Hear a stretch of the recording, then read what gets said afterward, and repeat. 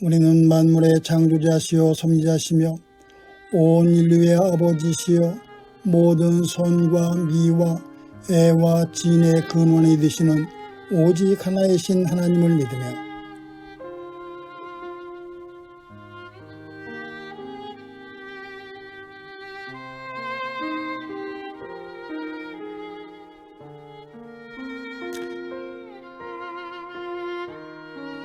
우리는 하나님이 우리와 같이 계시사 우리의 지도와 위안과 힘이 되시는 성령을 믿으며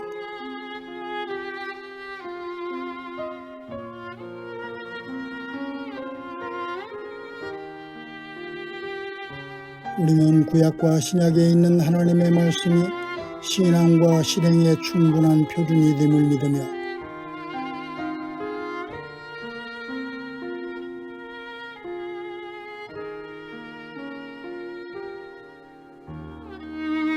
우리는 하나님의 뜻이 실현된 인류 사회가 천국임을 믿으며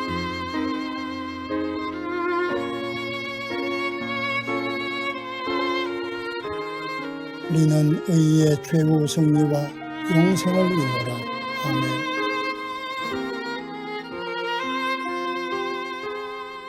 사랑하는 이들이여, 성경은 우리의 마음을 움직여 전능하신 하나님께 우리의 죄를 깨달아 고백하게 해줍니다.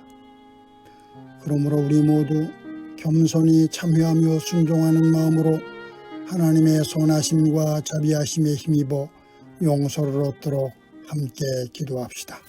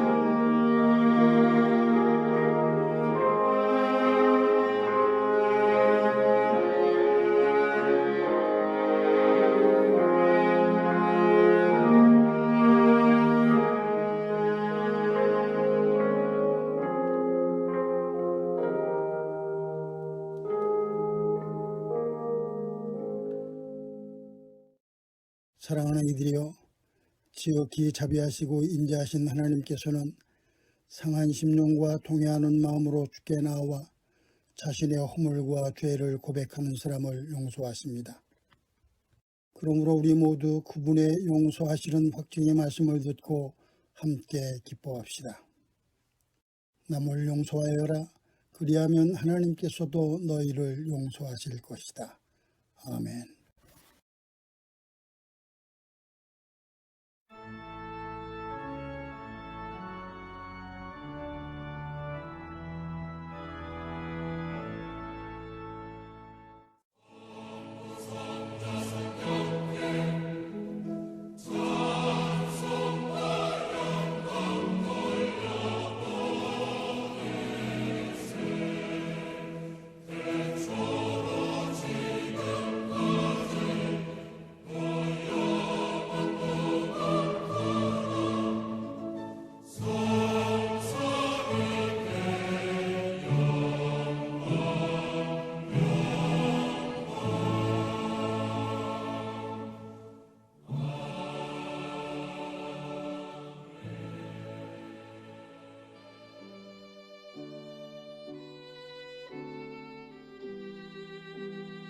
믿는 마음으로 아버지 하나님과 그의 아들 예수 그리스도와 성령께 기도드립시다.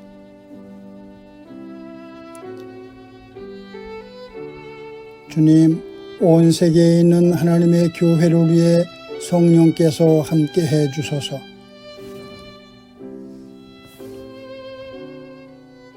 교회들로 하여금 교회되게 하시고 예수 그리스도 안에서 하나가 되게 하소서.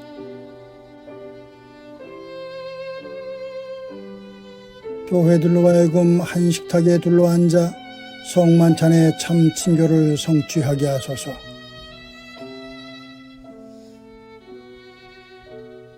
평화의 교회가 말씀을 믿고 기도하는 경건신앙, 섬김과 나눔을 생활 속에서 실천하는 생활신앙, 환경을 살리는 녹색신앙을 견고히 지키게 하소서.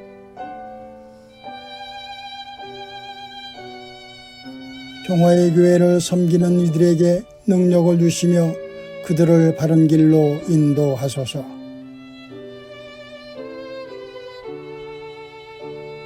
평화 만들기와 서로 살림 농도생활협동조합, 궁덕궁 어린이집과 몽당연필 어린이 도서관을 통해서 당신의 영광을 드러내소서.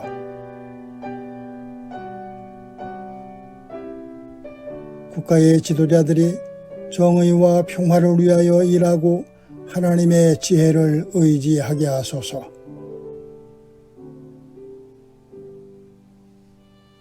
질병과 장애, 가난과 억압, 폭력으로 고통당하는 이들을 고치시고 의로하소서.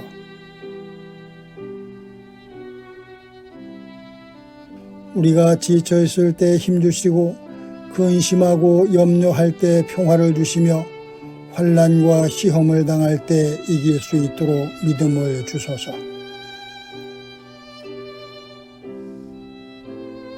신자의 길은 주님이 생각하는 대로 생각하고 말씀하신 대로 말하고 행하시는 대로 행하는 것이니 우리가 죽는 날까지 그 길을 걷게 하소서.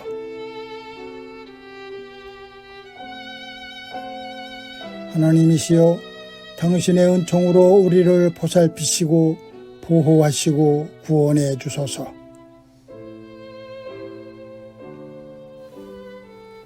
오 주여, 주님의 자비를 믿으며 우리가 기도한 모든 이들을 주님의 손에 위탁하며 우리 주 예수 그리스도의 이름으로 기도합니다.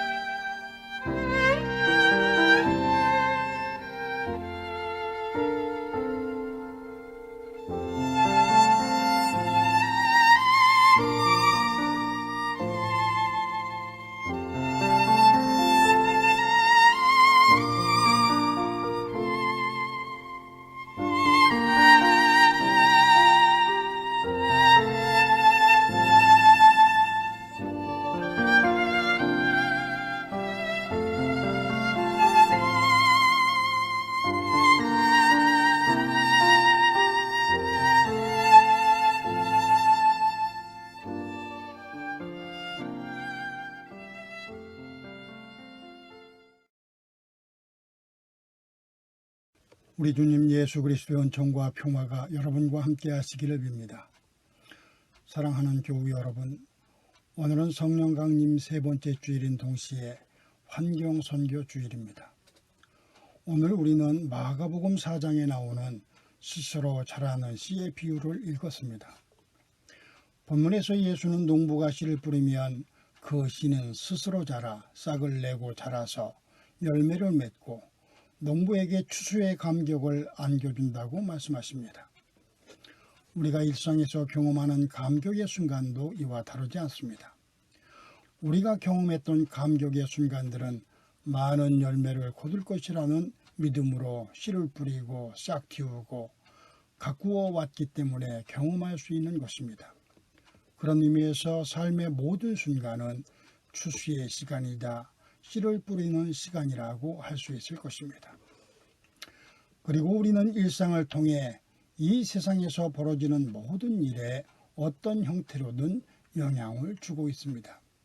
미국의 기상학자 에드워드 로렌츠는 대기 현상을 설명하기 위해 컴퓨터로 시뮬레이션을 하다가 무시해도 괜찮을 듯한 작은 변수도 기상현상에 큰 변화를 가져온다는 것을 알아냈습니다. 이것을 토대로 로렌츠는 작은 사건 하나가 엄청난 결과를 만들어낸다는 나비 효과 이론을 장안했습니다. 나비 효과는 브라질에서 시작된 한 나비의 날갯짓이 텍사스의 돌풍을 일으킬 수도 있다는 뜻입니다. 세상의 모든 일은 그물처럼 연결되어 있어서 그물고 하나를 잡아당기면 거기에 연결된 다른 그물 눈들도 다 함께 출렁인다는 것입니다. 마찬가지로 인간은 서로에게 영향을 주고받으며 살아갑니다. 이것은 지금 세계를 강타하고 있는 코로나19가 증명하고 있습니다. 우리가 함부로 살아서는 안 되는 이유가 바로 여기에 있습니다. 우리는 지금 좋든 싫든 뭔가를 파종하고 있습니다. 때문에 우리가 심고 있는 것이 무엇인가를 살펴보아야 합니다. 또 우리가 하는 작은 움직임으로도 세상은 변화할 수 있습니다. 따라서 우리가 의미 없이 내뱉는 말 한마디 혹은 행동 하나가 때로는 세상에 큰 영향을 줄 수 있다는 사실을 우리는 기억해야 합니다. 오늘 본문에서 예수는 농부가 뿌린 씨앗은 저절로 자란다고 말씀하십니다. 농부가 씨앗을 뿌리는 이유는 뿌린 씨앗보다 더 많이 거둘 것이라는 확신이 있기 때문입니다. 이것을 믿고 농부는 씨를 뿌리고 밭을 살핍니다. 그리고 어느 날 문득 솟아난 새싹을 보는 순간 농부는 감동하게 되는 것입니다. 하지만 싹을 틔운 것은 농부가 아닙니다. 예수께서는 오늘 본문에서 저절로라는 한마디를 통해서 생명이 싹트고 자라는 데는 인위적인 노력이 필요하지 않다고 말씀하십니다. 다른 힘을 빌리지 않고 스스로 자연스러운 힘으로 씨앗은 싹트고 자라난다는 것입니다. 우리는 이 비유가 하나님 나라의 비유라는 점을 주목해야 합니다. 하나님 나라는 인간의 힘만으로는 성취되지 않는다는 말입니다. 그렇다면 예수께서 이렇게 말씀하시는 이유는 무엇일까요? 오늘 본문은 예수께서 열혈당원이던 시몬을 제자 삼으신 후에 하신 말씀입니다. 열혈당원들은 로마를 하나님의 뜻을 거스르는 무리로 생각했습니다. 따라서 그들을 쳐부순 것은 하나님의 통치를 꿈꾸는 이들이 당연히 해야 할 종교적 의무라고 생각했습니다. 폭력이 아니고는 로마를 몰아낼 방법이 없다고 믿었기 때문에 그들은 폭력혁명을 꿈꾸었던 것입니다. 하지만 예수의 생각은 달랐습니다. 예수께서는 역사의 배후에서 눈에 보이지 않게 일하시는 하나님의 섭리를 믿었습니다. 땅속에 묻힌 씨앗이 저절로 자라는 것처럼 역사는 추수를 향해 나아가고 있음을 믿은 것입니다. 따라서 서두르지 말고 하나님의 때에 맞추어서 꾸준히 나가야 한다고 생각하신 것입니다. 이때 중요한 것은 영적 분별력입니다. 하나님의 뜻을 분별해야 우리는 섣부른 희망 때문에 낙심하지 않을 수 있습니다. 하나님의 나라는 가난하고 병들고 배우지 못하고 연약하고 소외된 사람들이 자기의 목소리를 가지고 당당하게 살아갈 수 있는 세상입니다. 예수의 꿈은 그런 세상을 만드는 것이었습니다. 그리고 그런 세상은 저절로 자라고 있다고 예수는 말씀하십니다. 우리 모두의 빛나는 삶과 아름다운 인생 그리고 역사의 진보는 우리의 꿈이기 이전에 예수의 꿈이라는 사실을 예수께서는 이 비유를 통해서 가르치고 있는 것입니다. 그렇다면 저절로 자란 씨앗은 언제쯤 그 열매를 맺을 수 있을까요? 바울은 갈라디아서 6장 9절에서 선한 일을 하다가 낙심하지 맙시다. 지쳐서 넘어지지 아니하면 때가 이를 때에 거두게 될 것입니다 하고 말했습니다. 때가 이르면 거둘 것이다. 우리는 가끔 우리의 선한 노력이 헛되이 끝나는 것을 경험합니다. 그래서 속상해야 합니다. 자식을 위해서 모든 것을 바쳤는데 자식이 생각하는 대로 커주지 못할 때 속상해합니다. 정의와 평화 그리고 자유와 평등을 위해 일한 결과가 좋지 않기 때문에 속상합니다. 일생의 꿈이 사라질 때 속상합니다. 마치 고흐의 영원한 문턱에서에 나오는 노인처럼 말입니다. 영원한 문턱에서는 빈센트 반 고흐가 정신병원에서 퇴원하기 직전인 1890년에 완성된 그림입니다. 그가 죽기 3개월 전입니다. 그림에는 머리가 반쯤 빠진 노인이 사그라지는 모닥불 앞에 낡은 의자에 앉아 머리를 푹 숙이고 두 손으로 머리를 감싼 채 괴로워하고 있습니다. 이 노인은 8년 전에도 고흐의 작품에 등장했습니다. 해구에 살던 노인은 전쟁 후유증으로 고생하는 참전용사였습니다. 1890년은 고흐에게도 매우 힘든 시기였습니다. 이즈음 고흐는 지인에게 즐겨 보내던 편지를 끊었습니다. 완성한 작품도 없습니다. 그해 4월 고흐는 동생인 태우에게 자신의 힘들고 우울한 마음을 호소하는 편지를 보냈습니다. 그런 상황에서 고흐는 영혼의 문턱에서를 그린 것입니다. 노인의 모습이 자신을 보는 듯 했던 모양입니다. 하지만 이런 경험은 고흐에게만 있는 것이 아닙니다.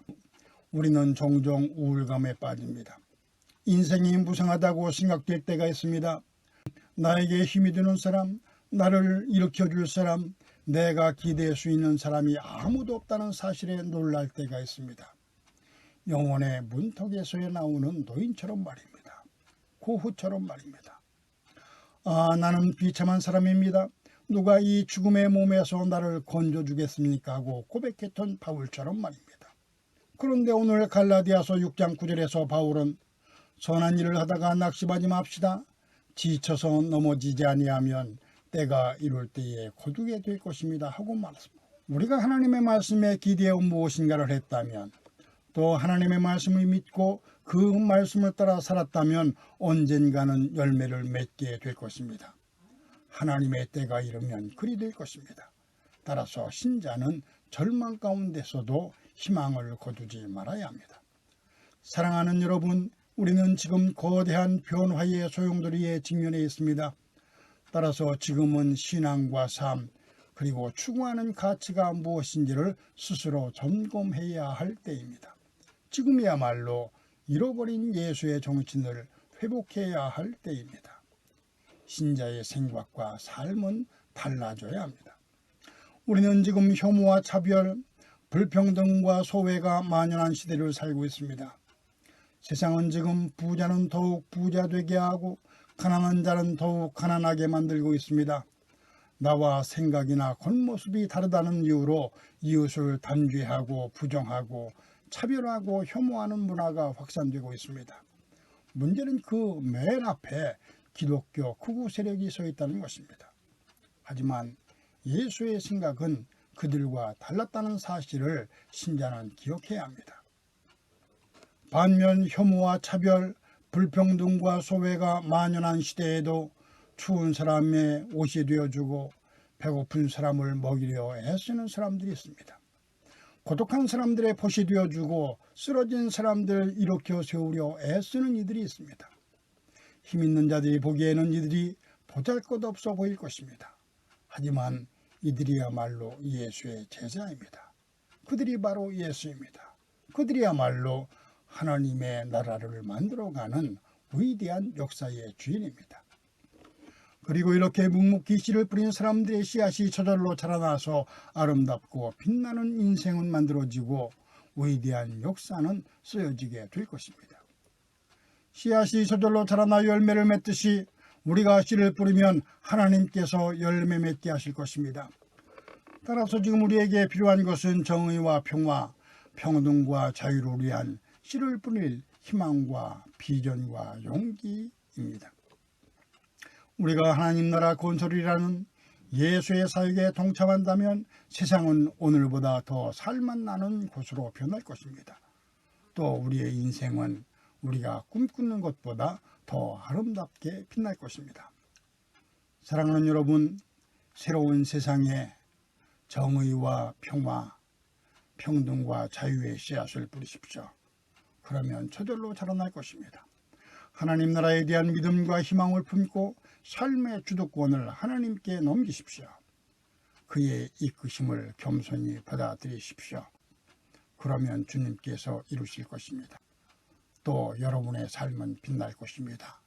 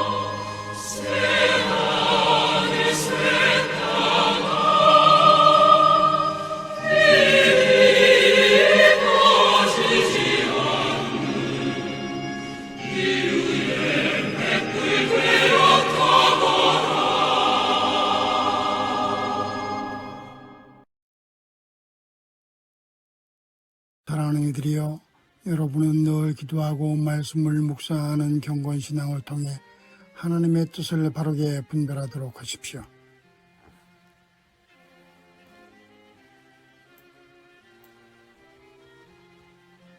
서로 섬기고 나누는 생활신앙을 실천함으로 우리의 모범이신 예수 그리스도를 닮아가십시오.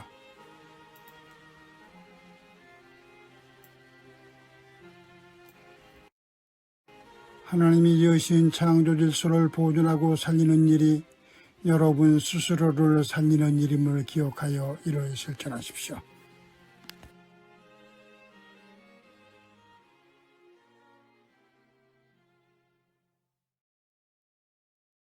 이제는 우리 주 예수 그리스도의 은혜와 하나님 아버지의 크신 사랑과 성령의 인도하심이 힘겨운 시대를 살아가는 우리 모두, 특별히 이 땅의 약하고 가난한 사람들의 머리 위에 이제부터 영원토록 함께 계실지어다.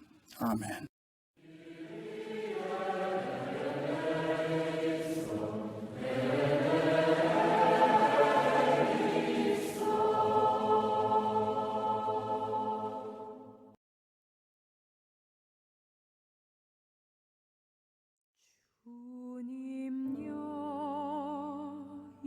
손을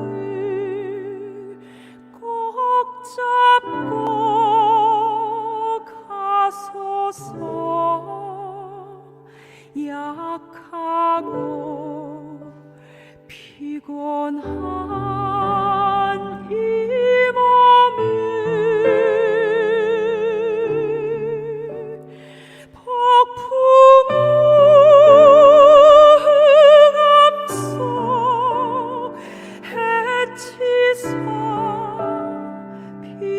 빛으로 손잡고 날 인도하소서.